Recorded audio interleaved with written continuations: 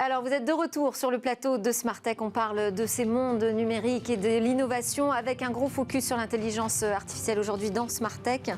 Avant de vous annoncer ce qu'on aura dans la deuxième partie, je voulais donc vous dire que là, c'est l'heure du rendez-vous sur le sens de l'IA. On va s'intéresser à l'éthique autour de l'intelligence artificielle avec Laurence Devillers, professeure en IA au CNRS. Bonjour, professeur. Bonjour. Alors aujourd'hui, ce qui vous intéresse, ce sont nos amis numériques. Je ne sais pas si le terme est approprié d'ailleurs. Est-ce qu'on doit parler d'amis? C'est justement pour en parler. Est-ce qu'ils vont remplacer des amis? Est-ce qu'ils vont nous permettre de nous sentir moins seuls? Est-ce qu'ils seront une assistance quand on sera âgé? Qui sont ces amis? Qui sont ces amis? En tout cas, il y a toute une mouvance autour de cette informatique affective. Voilà, donc j'avais écrit un livre qui s'appelait « Les robots émotionnels », entre guillemets émotionnels, voulant dire qu'ils n'avaient pas d'émotion, pas de conscience, pas d'intériorité. Il n'empêche qu'on projette sur eux, surtout quand on se sent seul. Et puis que la machine a ce langage proche du nôtre et qu'elle est aussi typiquement en train de nous énoncer des choses qui sont liées à l'affectif. Donc les conseils, rien que le fait de m'appeler par mon prénom peut déclencher en moi en fait cette idée qu'il y a une capacité intelligente, peut-être affective dans cette chose qui me parle. Et alors c'est pas juste nous qui projetons d'ailleurs, c'est aussi les fabricants qui travaillent énormément sur un leurre affectif. Oui, alors ils travaillent pas dans la décision de leurrer forcément, mais ça fait partie effectivement de la personnification des machines, fait partie, si vous voulez, de l'idée d'aider l'humain dans une conversation plus naturelle avec les machines. Et du coup, il faut pas aller trop loin. Parce qu'effectivement, la limite entre ce qui est artificiel, on va dire, je disais artefact pour un objet artificiel, et le vivant va devenir de plus en plus ténu. Du coup, il faut quand même se rendre compte qu'on a besoin de savoir à qui on parle.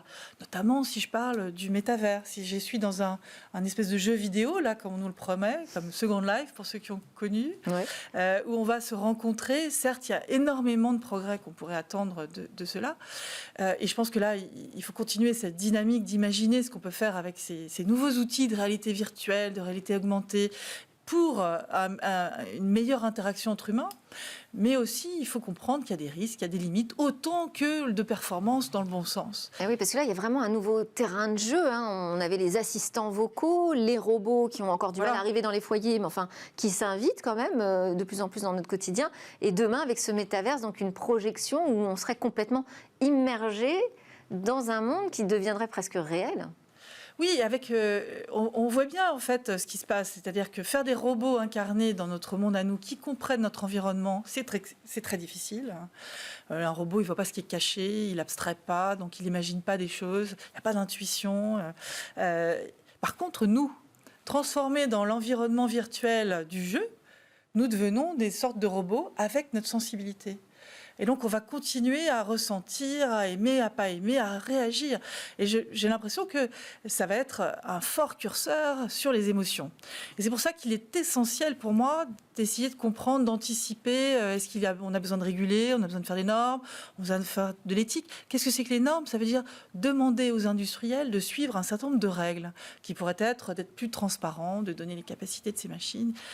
Et des règles qui peuvent aussi les protéger d'ailleurs. Ce n'est pas forcément quelque chose de contraignant pour leur économie. Moi, je pense que c'est un énorme possible demain de créer des systèmes comme ça qui seraient rassurants, pour lesquels on pourrait dynamiser l'éducation, la santé, la prise en charge de beaucoup de personnes qui sont peut-être en nécessité d'autrui et qui n'ont pas la chance d'avoir soit une famille autour, soit des enfants. Ça ne veut pas dire se couper du monde réel. Il faut évidemment trouver la balance entre les deux et puis donner des règles dans ce monde virtuel qui soient les mêmes que celles que nous avons entre nous.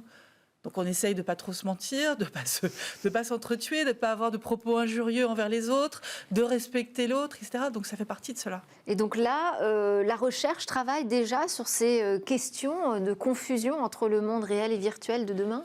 Eh bien, pas assez. Je trouve que l'innovation va très vite et qu'il faudrait aussi que tous ces grands industriels et puis que la recherche s'empare de ces sujets qui sont en fait d'anticiper un peu les usages et puis les usages au cours du temps. Oui. Et les usages sur le temps long On en voit très peu actuellement. C'est difficile peut-être, mais ça demande un effort, je pense, de tous, de comprendre que c'est nécessaire. Alors, vous avez quand même évoqué les normes, les lois. Quelles sont ces précautions que l'on pourrait prendre ? La première, c'est poursuivre par exemple la loi californienne qui existe déjà depuis 2019, qui est lorsque je m'adresse à une entité, un avatar, je voudrais savoir si c'est un humain derrière ou une machine. C'est la première chose que je vais demander. Ensuite, est-ce que je vais garder l'idée que la machine peut m'orienter sans savoir qu'elle a une certaine capacité? Donc il faudrait les tester, ces machines. En fait, on n'est jamais mieux ouvert, on n'éclaire jamais mieux les gens que lorsqu'on leur fait tester les choses, en fait. Et je pense qu'on a besoin de développer déjà des petits métavers dans certains univers et de les expérimenter. Et j'ai l'impression que là, on a encore des efforts à faire. Alors, c'est Donc pas pas juste expérimenter la technologie, là, il s'agirait vraiment d'étudier les comportements des humains dans ce nouveau cadre-là. Oui, alors on voit bien qu'il y a des tensions entre sécurité et liberté, puisque je peux être libre d'aller faire ce que je veux là-dedans. D'accord. Mais est-ce que je suis vraiment libre ? Est-ce que je comprends vraiment bien ce qui va se passer ? C'est cela dont j'ai un peu peur. Voilà.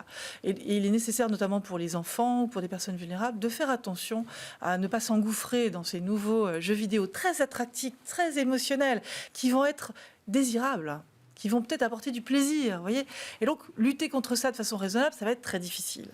Donc il est important non seulement qu'on fasse attention au niveau de la société, des lois peut-être, et je ne suis pas pour tout interdire du tout, je suis pour qu'on soit d'une intelligence collective forte et qu'on développe ces techniques qui vont nous permettre de mieux comprendre les autres, de mieux comprendre notre environnement, ensemble, avec raison. Merci beaucoup Laurence de Villers. Je rappelle que donc vous êtes professeure en IA au CNRS notamment. À suivre dans Smart Tech, on s'interroge sur demain avec un focus sur une innovation qui va nous permettre de traiter la dépression sur mesure.